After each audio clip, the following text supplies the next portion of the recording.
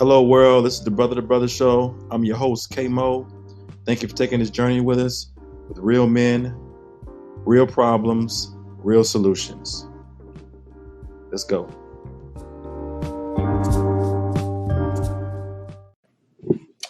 All right, we're back here with the Brother to Brother Show. I'm your host, K-Mo.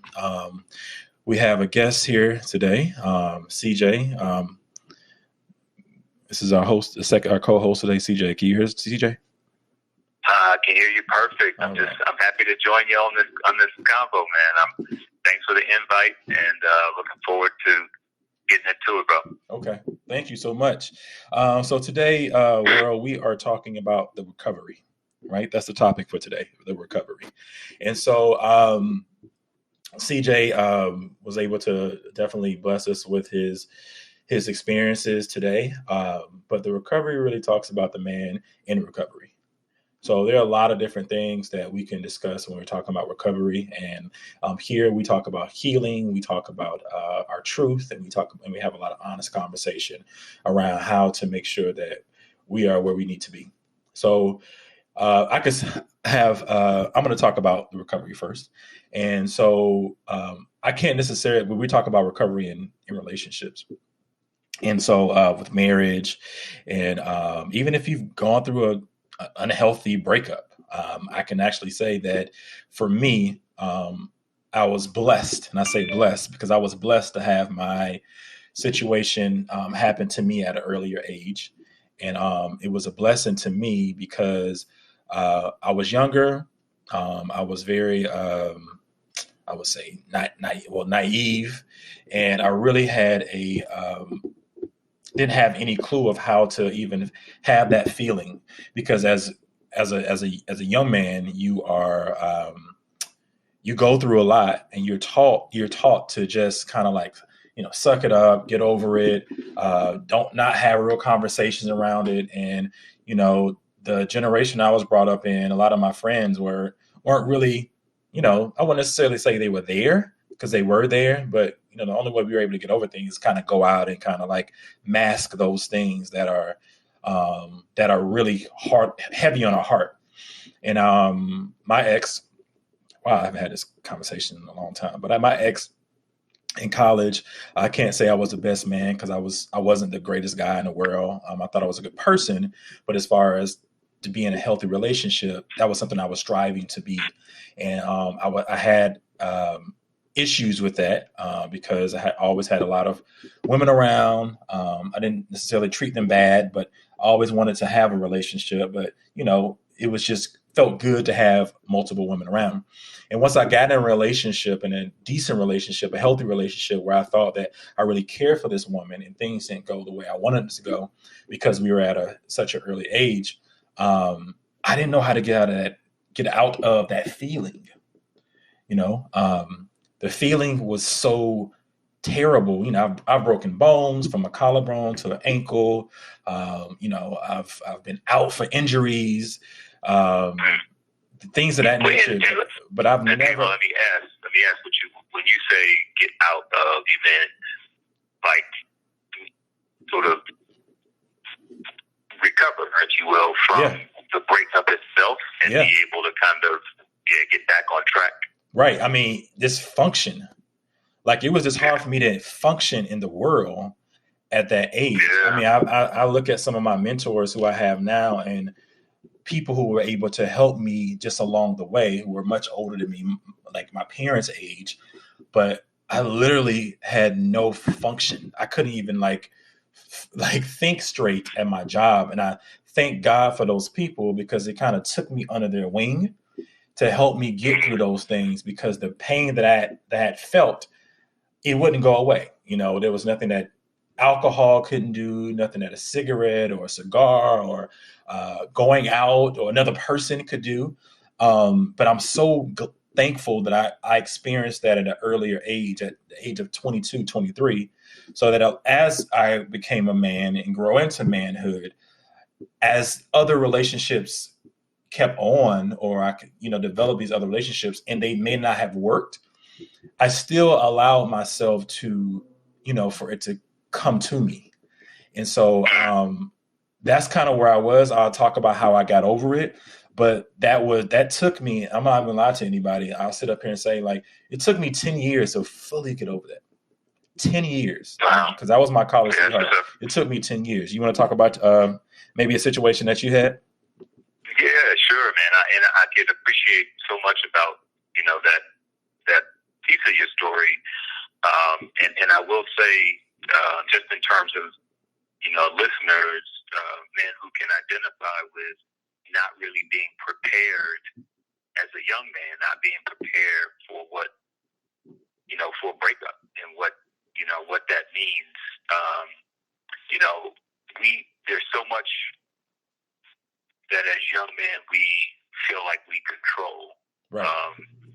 And you realize early on when you start dealing with the opposite sex that you don't really control much of anything. They are their own person, and they have their own needs. And so in a relationship, you grow together and you help to support each other. But when that's cut off, how you carry on and understand what happened, learn from what happened is, it's a learning process. So, the little high school, middle school, early college breakups are important. They are an important part of our kind of evolution, as young men, because it helps us to understand that, life goes on and it continues, I will say that for me, so I was married for 10 years and knew my former wife for 14. So four years before we were actually married, and so going through the process of separating and then divorcing, understanding kind of what that meant, not just for the marriage but also for my children, was something that took me a while to get through as well. And I will say, for me, it was more. It ended up being less about the marriage itself and the breakup of the marriage, because honestly, at a certain point, the two people that are in the marriage both understand that things are not working.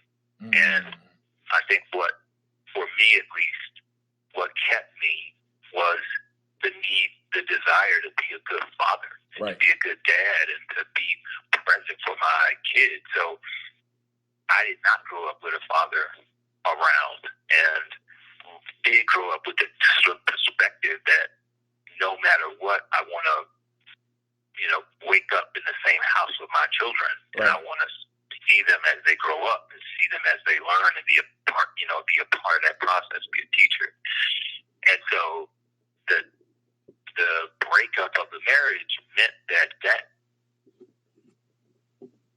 vision had to evolve. That vision had to change of how I defined being a good dad, what I thought about when I thought of being, what a good dad was, had to evolve, because my life circumstance changed. So it took me a while to really get through and redefining what that meant, and still being an active father, and still being very much involved in their lives, and making sure that they knew that I loved them and were proud of them, and the time that I could with them, but not in the way that I would have thought as a young man coming up. So that has been, I would say, in my adult life, when I put aside all the success, all of the great things and blessings that have been a part of my sort of story. Right. When I put all that aside, I think the biggest challenge has been just that, kind of making sure that I maintain that connection with my kids, and so in terms of recovery and just making sure that I stay on purpose and on track, it has really been about them. So at what point, were you feeling that there was a recovery? Was it, because I'm going to speak, mine is not, again, I wasn't married, but I was in a relationship that I felt like, again, took me years to get over. At what point was that did you feel like there was need for recovery, or did you feel that way, or maybe subconsciously you didn't think that it was actually being recovery, but you actually had to go through something, to get you through this time, because there is a change that Yeah, happens, right? yeah. No, I would say immediate. It was immediate that I knew almost right away that I was, even before the marriage ended, I knew that I wasn't quite myself. Right. And the fear, Mm-hmm. the fear that I had that things were changing and that I would have little to no control. I mean, for those of you who are listening who've had to navigate through the family court system and deal with that, you almost know right away that, man, this is not set up for me. For me, it was almost an immediate, wait, I'm going to need some help through this. I'm Right. going to need some help in terms of making sure that I don't allow depression or fear of loss or anger or bitterness sort of take over me. Because if it does, then I won't be able to live the purpose that I sort of set out to, and I certainly won't be able to be a good dad or even a good dude for another, a woman that I might, be meant to share my life with. Can you talk about your feeling that you had? Let's think about that feeling. I'm gonna talk about my feeling at first, and then you can tell me. Just be thinking about like that feeling that you had. What was that feeling that you had? I would say because I dated somebody that was, we had mutual friends, right? We had mutual our parent, I knew her parents. She had met my family, things of that nature. So it was a sense of loss for me. It was a sense of somebody that was like leaving out of my life and never going to come back. It was a sense of abandonment. It was like a lot of these different things that I was going through, and I remember that again as a man, we're taught to kind of be strong, and get over things, not really have conversation. One of my mentors said to me a while back that we don't have like friends that come over and just have wine parties and sit with you. Your boy not going to come over, or your best friend not going to come over and sit with you all night and watch a movie and be like, hey, that's just not what we do, right? We're not going to take you on a trip and let's go here and and just kind of like meditate and do. That's not how we were raised in some sense. Well, I would say I wasn't, and I felt like I was there alone. Of all other things, I may have had friends or whatnot. I felt like I was handling this feeling like alone. And so I would say that, I started, I mean, even though I was a spiritual person growing up, going to church, I felt myself going to church more. I found myself being a little more active. I was already active, but being more active. I would also say, honestly, you're talking about what not to do. This is when I was in my early 20s. So, I was drinking more. I started at that point. I was smoking cigars, but I remember smoking a cigar and one of my friends saying, "Like, man, what are you doing?" And he was like, I had talked to him about the situation. He knew that I was in pain, but I was masking that pain. But he actually said to me, "What are you doing? Like, this is not who you are." And so I appreciate that person to this day, because you need friends in your life who are going to call you out and not allow you to do those things. So I remember myself doing that. I remember myself like, maybe going out a couple more times than I wanted to, and going out and trying to meet that other person to get that pain away. That's how I was feeling at the time. But as you and I both know, as we're going to go into in a minute, the present and tips, none of those things really let me get over that person. None of those things. No. Yeah. And I say 10 years physically, 10 years out of, when I mean I was able to date after that, but 10 years did not look for that person, not think about that person, because that was like my first person I really fell in love with. So talk about how you felt right afterwards, even though you said you kind of knew. What did you feel? Yeah, I mean, man, I feel like what I wanted to do was retreat.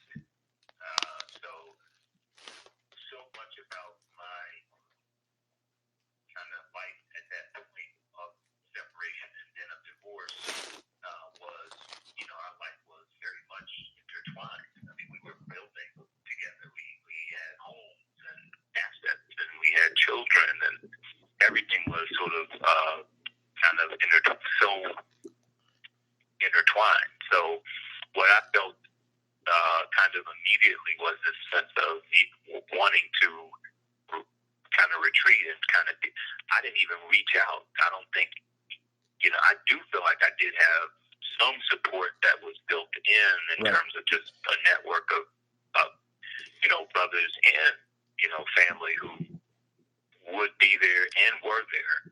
But I didn't have the tools at that time to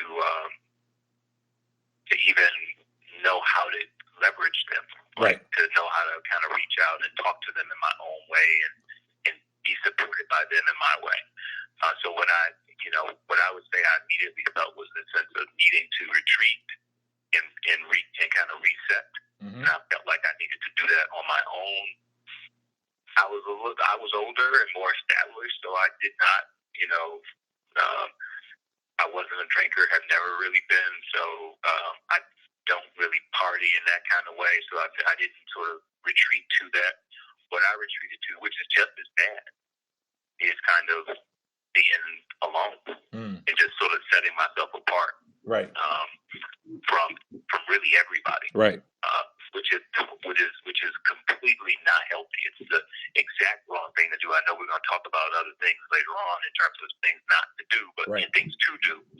But I would say to the fellows who are listening, the worst thing you could do when you are going through a divorce or when you've been through a divorce is to suffer alone or to go through it by yourself, or feel like you're the only one who's dealing with the pressure of it, because if you don't have other people to kind of, even if they're not talking about the breakup or the divorce, but just having people who know you, who are there to to watch the game or to work out or do whatever, you will go to a dark place, and it'll take you much longer to come out of that place if you just don't have anybody. Right. So just in terms of feelings, the sense of wanting to retreat, the sense of fear that I had lost not just my kind of lifestyle, but lost friends and kind of lost network. Right. Had fear that I wouldn't be able to find happiness. Right.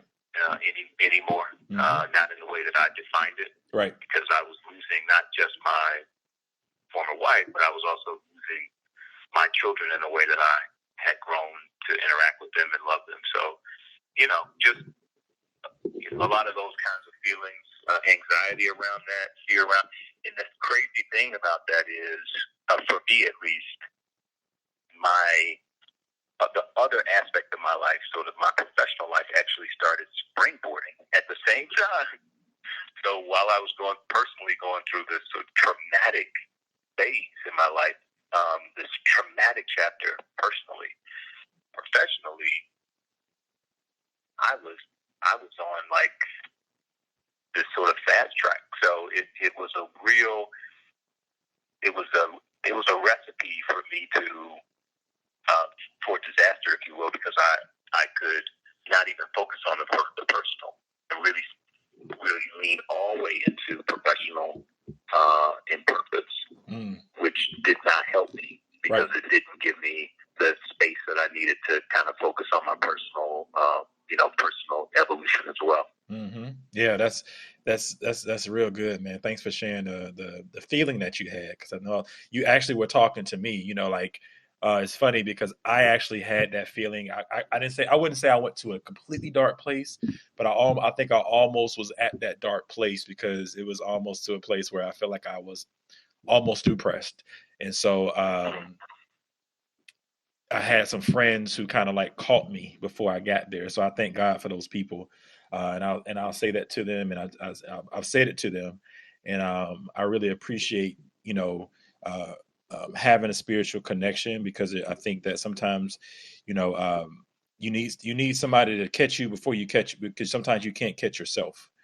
And so as you went through it, so I will say, as I got over that hump, right, and I was getting over that hump, I think that working out, eating better, having good people around me, understanding life a little bit more. I think it allowed me to. I know a lot of young guys may go through this because they yell. They don't.